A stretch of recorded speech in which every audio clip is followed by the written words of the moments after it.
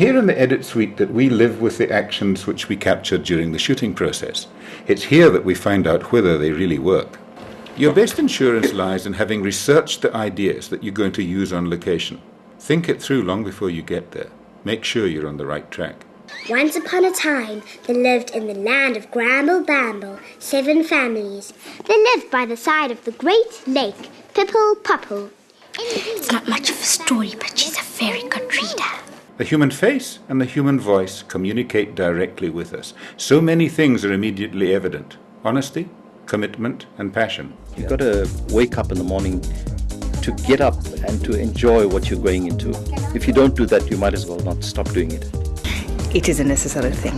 You really have to have passion for your job. If you don't want to get involved, you don't want to get your hands dirty, you don't want to get your feet wet, you don't want to take abuse, you don't want to do that, you might as well pack your bags and get out. I'd like to share with you some of the work that I've done in which people have told their own stories.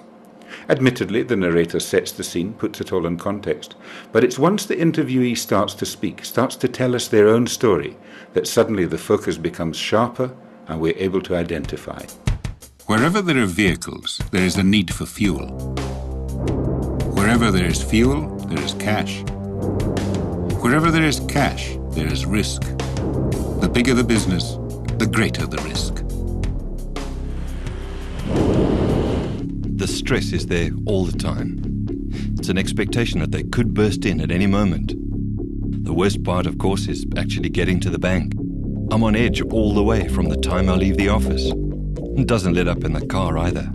Every time I have to stop, I know it's going to happen. I've really got to fight against it, not to think that everyone in the street knows exactly how much is in the briefcase. It doesn't let up till I get to the bank. That's not the end of it, because I know that I've got to do it again, tomorrow. No matter who we are or where we are, we all share the same risk. All our stories have a frightening similarity.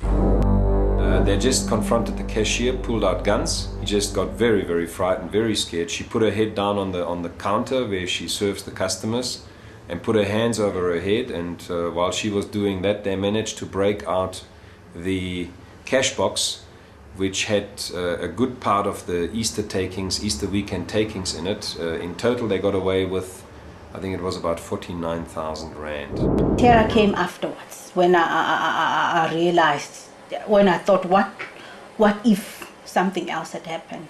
Just makes me shudder. And that's one thing, when I wake up in the morning, sometimes I just get that sinking feeling. Those were very effective pieces of communication, whether delivered by the presenter or by the interviewees. So let's take this a step further. In corporate communications, normally the interview is the preserve of the chief executive or senior members of staff. Very seldom does it move down into the office or onto the work floor. But in those environments, there's a tremendous reflection of passion, of commitment, and of great skill. And if we were to use those elements to tell the story of the company, we would emerge with something which is completely unique. The NUM brings meaningful upliftment to retrenched workers and their dependents through the many mine workers development agency centers, like this one at Mala in the Northern Province. Here, the MDA focuses on the reconstruction of society through practical support. This is Absalom Manzini. He's a retrenched mine worker and is currently earning a living by producing vegetables at his own plot here at Mala. Here we're pressing the oil from marula nuts and we're targeting the cosmetic industry. This is our bulk supply store. We buy things in bulk and sell to the community at a very low cost as a benefit to them. We also hire out machinery like this maize milling machine to people who cannot afford to buy it. In the bulk supply store, we've got a whole range of things ranging from seeds to proper poultry equipment. The broilers has got a twofold purpose. One is to maintain the income of the center and the other one is that we train people in poultry production.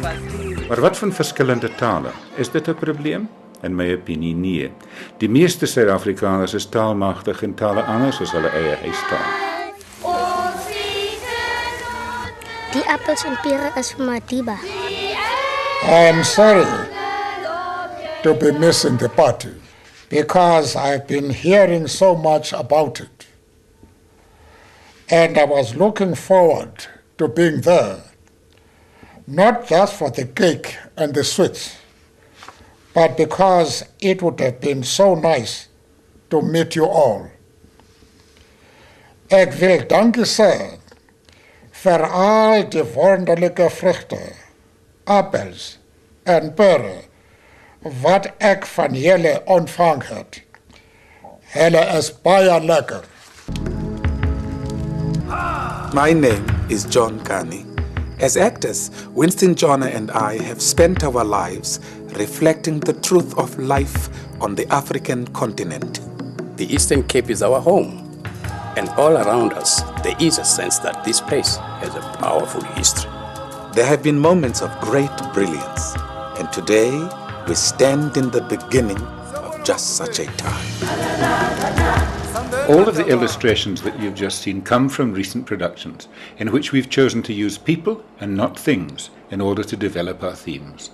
Operations is a demanding arena, but the new business staff know all the rules of the game. Here in new business, we process all new applications. We link the customer into financial service. New business, I was speaking, how may I help you? Legal account number and a plate sending account.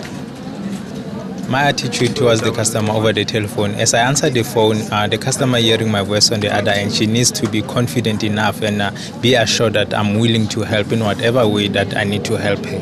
It's my opinion that nobody knows the company better than the people who work for it.